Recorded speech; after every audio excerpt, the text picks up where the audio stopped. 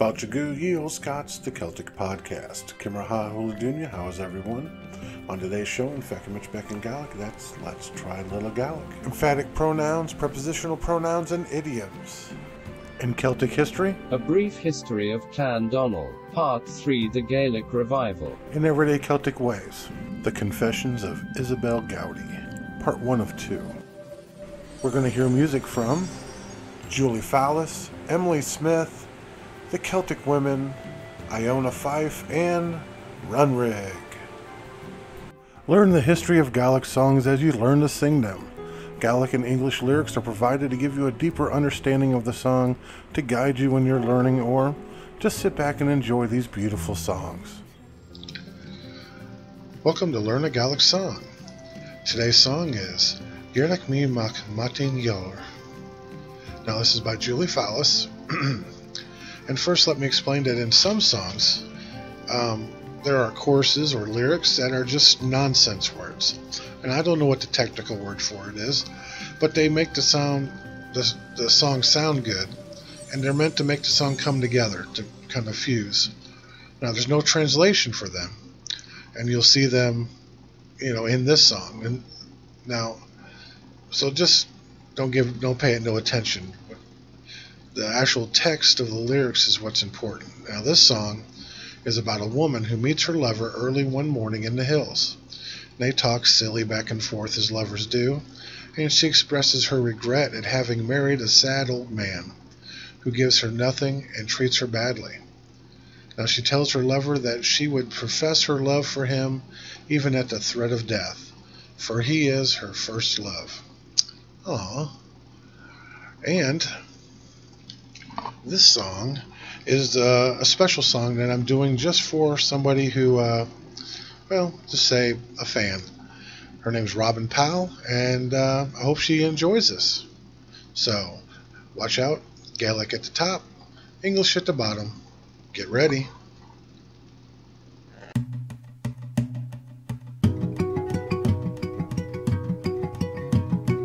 Gaidhlig mi mac matin yor, hu cúri hu mo. Say mi roch gan voyach, iri mi calvele. Oh, iri, you I be oh, hu cúri hu mo. Anik ma lean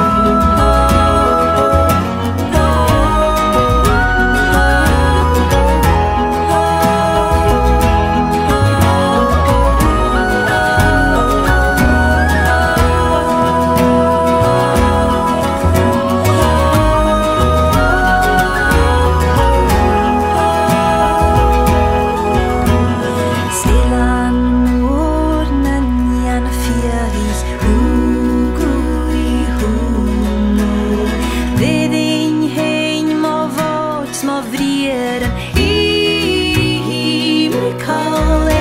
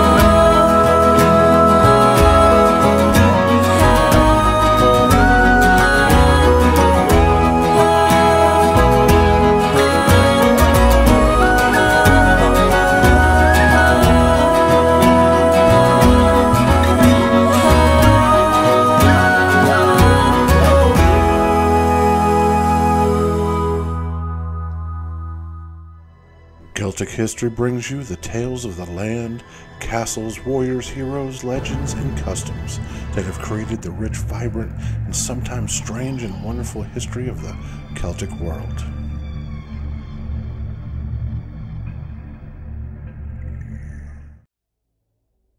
A Brief History of Clan Donald. Part 3: The Gaelic Revival. Despite the period of Viking occupation, in 1140 there was a Gaelic revival under the warrior Somerled, Thane of Argyll. Somerled claimed descent from the ancient rulers of Dalriada and recovered the southern Hebrides from the Norse kingdom of Man. Somerled was the progenitor of Clan Donald as we know it today. Through his grandson Donald the clan gets its name. Through Donald's line passes the later MacDonald Lords of the Isles. In central Scotland, the Celtic identity had been eroded by the influx of foreigners like Saxons, Normans, Flemings, and others who had come here to settle the country. Macbeth was the last of the great Celtic leaders, but an emergence was on the horizon. The medieval kings of Scotland resented the Norwegian authority over their western seaboard, and the growing power of Somerled and his descendants excited the jealousy of the feudal baronage. After the Battle of Largs in 1263, the Norwegian kings were forced to renounce their sovereignty over the Hebrides. From this time the history of the Western Gaels inevitably became more closely linked with events and developments in Scotland. Despite attempts by the Scottish Crown to assert its authority, the descendants of Somerled continued to maintain their independence and support for Robert the Bruce during the Scottish War of Independence. This resulted in Clan Donald consolidating their hold over extensive territories in the Western Highlands and the Isles, and making themselves a formidable power in the politics of Scotland. You have seen content from Olde Scot before, but this is special. This new book of mine is a work from my heart. So please watch the video. It is my hope that you'll buy the book and love it as much as I do. And thank you for watching Olde Scot. The West Highland Way in Scotland is a hiking dream for Jamie MacDonald and his daughter Neve. His upcoming divorce has made it impossible for him to make ends meet on his inadequate pay as an armored truck driver. When his daughter dies in a car accident, his whole world is torn apart. What would you do to fulfill your dead daughter's dream when you have nothing left to live for? The West Highland Way by Jeffrey MacDonald.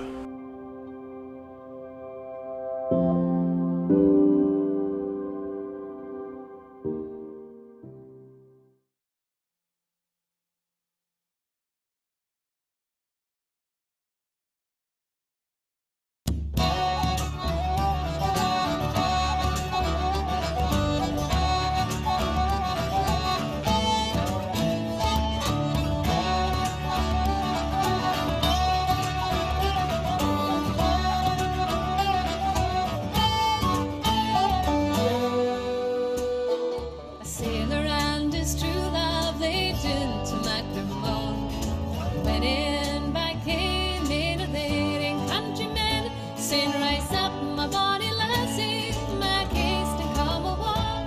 There's a vessel lying bound for Caledonia. Well, said the sailor, are you willing for to pay 500 guineas for on board a gay? I'll pay them black and farthing for on board I go, if you'll take me to my bonny Caledonia. Well, said the sailor, our money we will tack, and when we're on the sea, we'll throw her over deck, or sell her for a slave lang ere she went above, and she'll never see her bonny Caledonia. Well, said the captain, oh, that'll never do, for they'd arny slaves sold into your country new. They'd hang us in and all, they would hang us every man, if we sold her for a slave to Caledonia. Well, said the sailor, she's lying down below, she's bound hand and foot ready overboard to throw. She's bound hand and foot ready overboard to throw, and she'll never see her bonny Caledonia.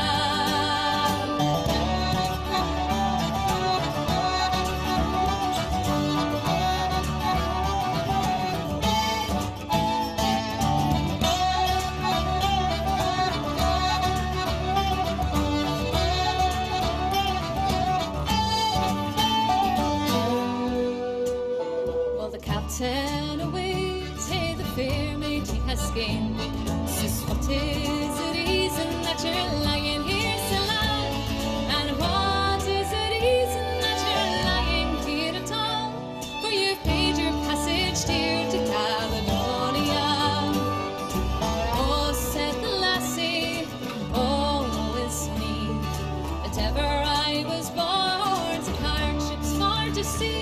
For the sailor's got a lassie he likes better far than me, and it causes me to wait for Caledonia. So the captain away to the sailor he has gained. He's ta'en him by the neck and him overboard is thrown, saying, take this cup of water, though the liquor be but small, and drink your lassie's health to Caledonia.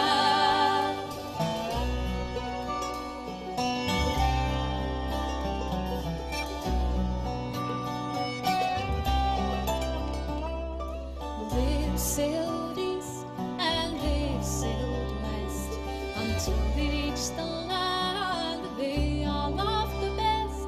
For the waves they did roar and the seas they did beat, and they've all arrived safe to Caledonia. Well, they had not been there but 3/4 so a year, when in fine silks and satins he's made her for to wear. When in fine silks and satins he's made her for to go, if she's the captain's wife in Caledonia. If she's the captain's wife in Caledonia.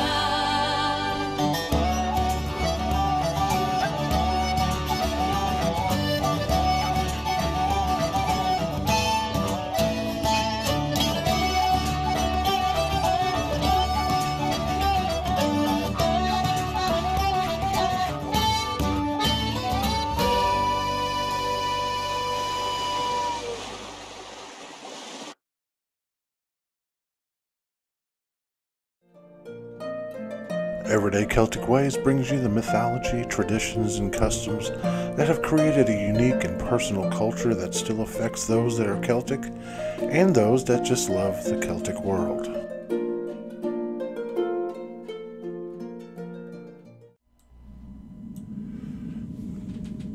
The Confessions of Isabel Gowdie, Part 1 of 2.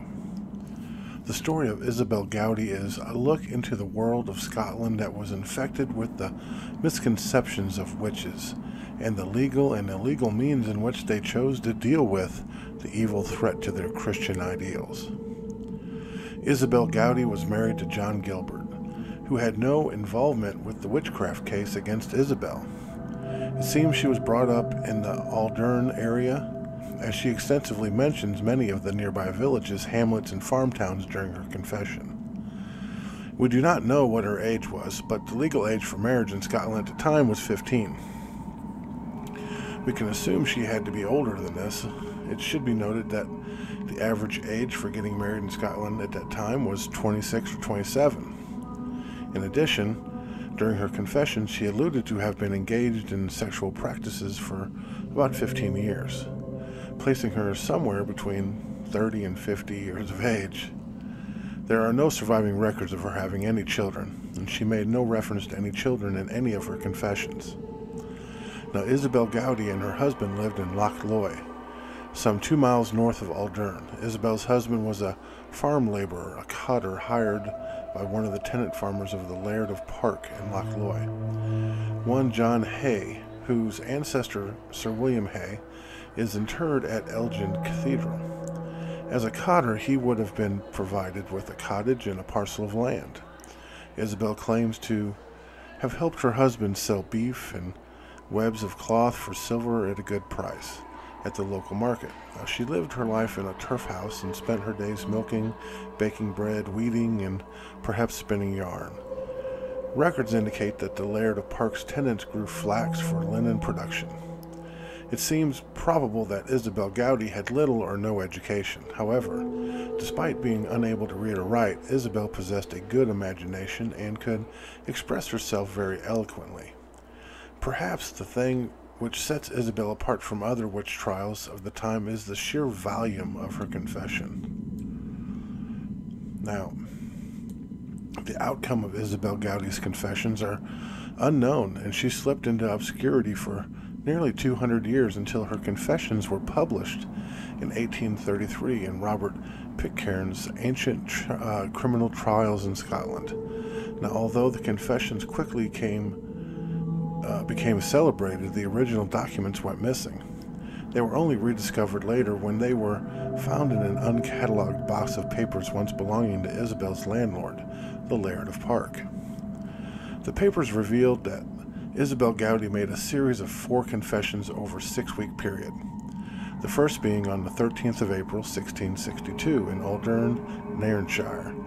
In keeping with the time, Isabel would have been kept in solitary confinement, probably in the toll booth in Aldern, where she was likely beaten and deprived of sleep. Meanwhile, her co-accused, Janet Bredhead, was held in Inshock Castle, the seat of the Laird of Park.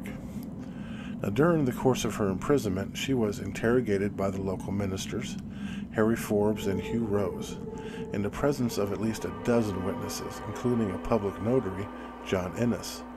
Now, her testimony bears the heavy imprint of a prosecutorial mind. Anxious to convict, the prosecutors clearly had preconceptions about the crimes witches supposedly committed, and her confession was clearly led with, questions like, when did you make a pact with the devil? And, when did you fly to the witch's Sabbath?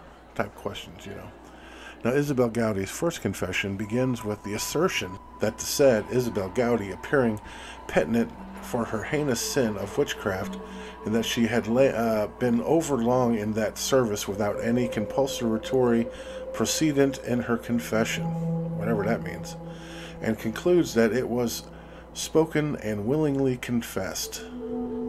Now, this does not mean that Isabel was not tortured by modern-day standards, but likely escaped the horrors of judicial torture or illegal physical torture using a torture device. It seems probable that she was subjected to the horrors of sleep deprivation. She may have endured the indignity of facing a witch pricker, one of which was known to be active in Moray at the time, who went by the name of John Dixon. It turned out that Mr. Dixon was really a woman named Christian Cadell, who was deported to Barbados in 1663 for her fraudulent behavior. Now, it seems alien to modern mind that anybody would stand up in court and confess to entering in a pact with the devil, or to having performed a ritual or charm which caused the death of a child, knowing that it would be signing their death warrant. Now, many did, though, if only to stop the endless torture which they were enduring. There is little doubt that many witchcraft suspects were coerced into making a full confession. However, there were many different forms of tortures that we see as we see below. Now, number one, judicial torture. Now, that's the application of physical coercion as part of the legal process in order to exact a confession. It could have included thumbscrews or iron boots.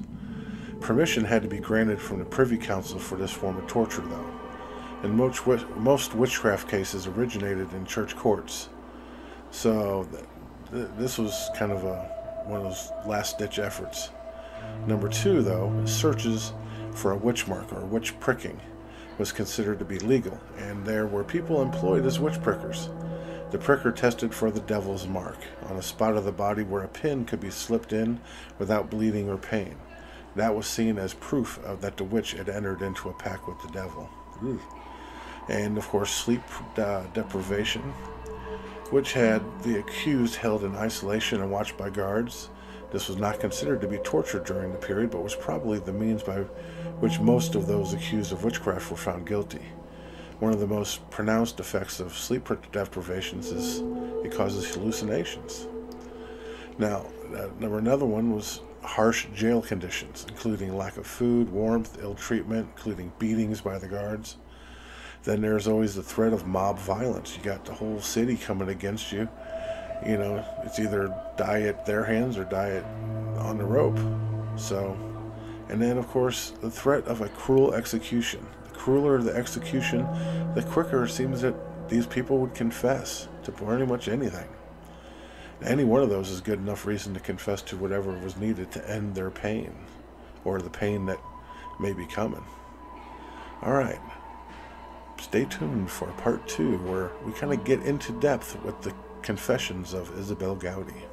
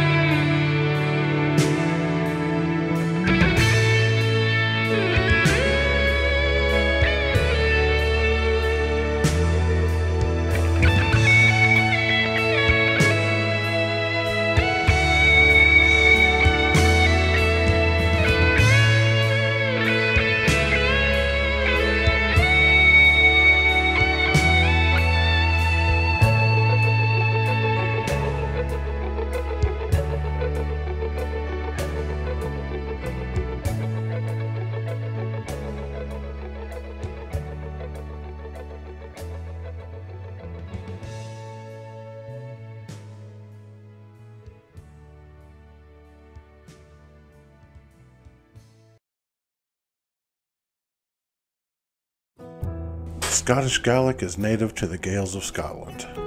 Scottish Gaelic developed out of the Old Irish, and learning this beautiful language can be a direct link to your Gaelic ancestors. Follow along in Feuchamaich Beagan Gaelic, and like I said, let's try a little Gaelic. Fáilte ye Olde Scots, Introduction to Scottish Gaelic. Kimra hula dunya, how is everyone? Alright, check it out. You already know how to say, welcome to and how is everyone? Now please remember that I am not an authority on the Gaelic language, I just love learning it and want to pass it on to you. What I present comes from well-respected Gaelic teachers, so I hope you will find it interesting, informative, and fun. And as always, I display everything on the screen so you can follow along. Feuchamaich. Alright then, get ready.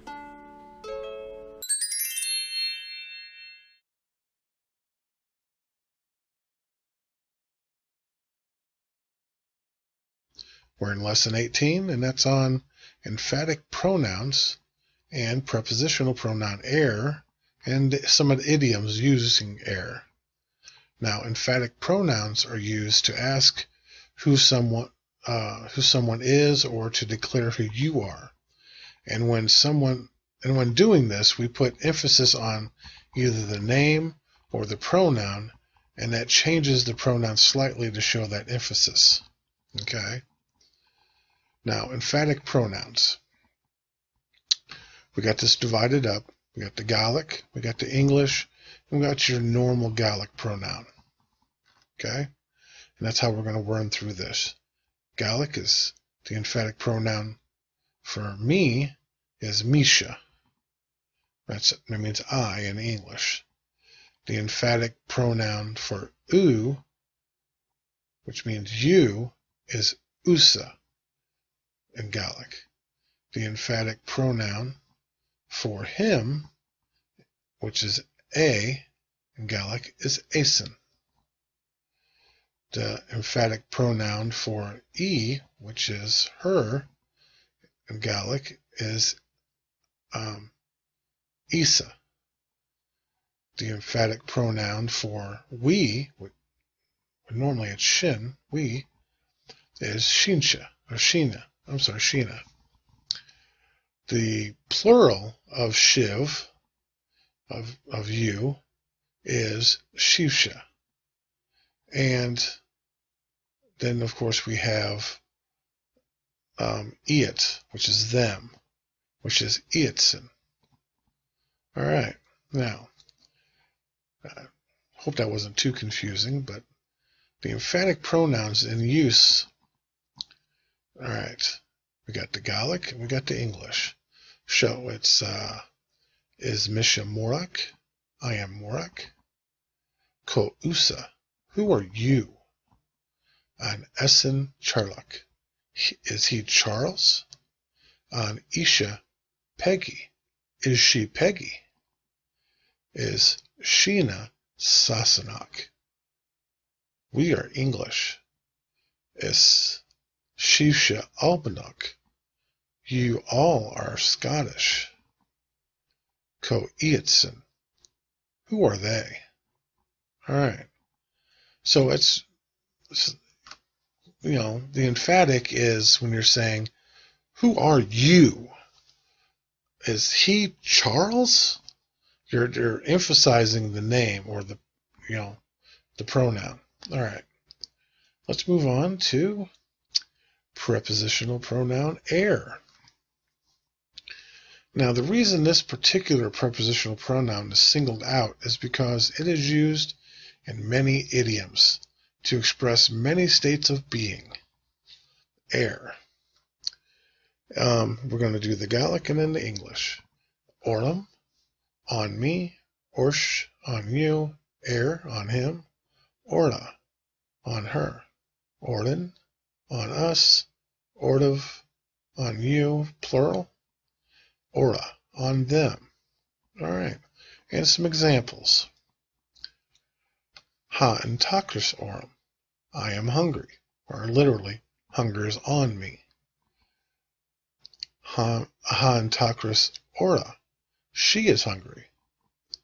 Ha and takris morag. Morag is hungry. Ha and pahag ornum. I am thirsty. Ha and pahag Ian. Ian is thirsty. Ha and katal orum. I am sleepy.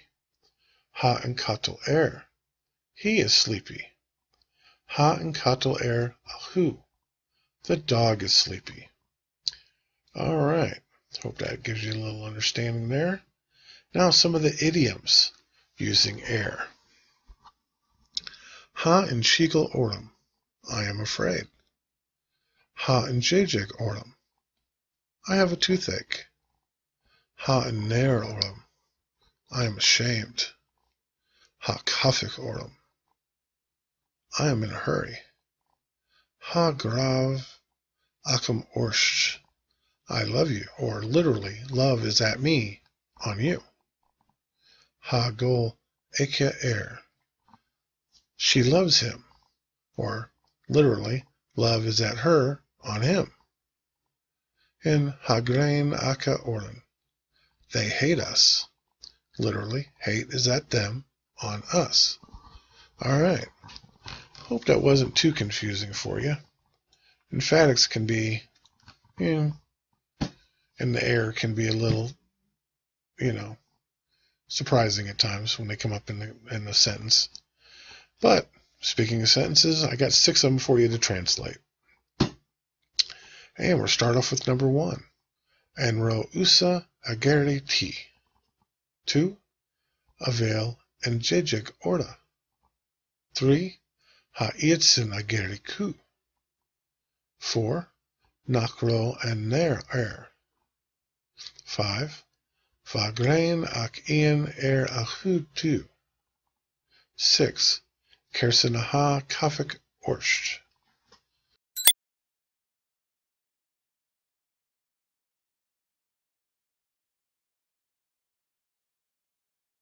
Shul, shul, shularun, shul ka sakar ag shul ka kyun, shul ka taris ag seli love.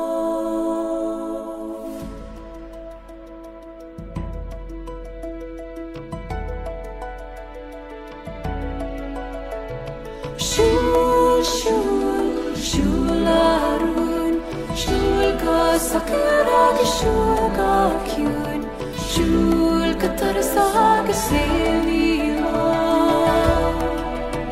He's ka jay to my fallings love.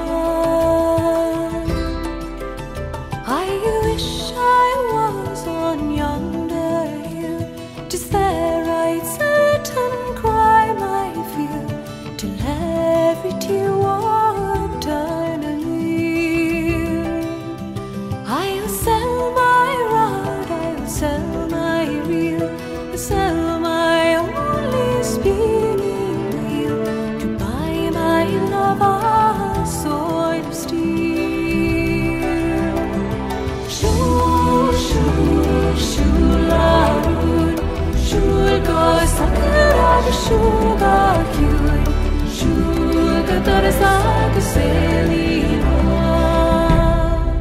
He's got jay to my fallings love.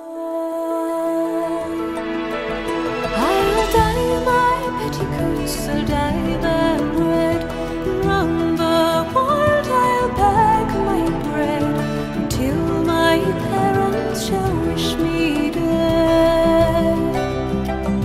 Shul, shul, shularun, shul ka sakara ke shul ka kyun, shul ka tarsa ke selila. He's got jay to my fallings love. Shul, shul, shularun, shul ka sakara ke shul ka kyun, shul ka tarsa ke selila.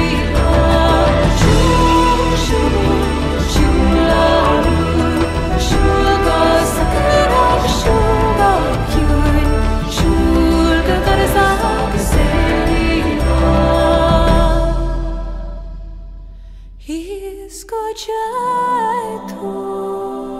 mo fornin slam.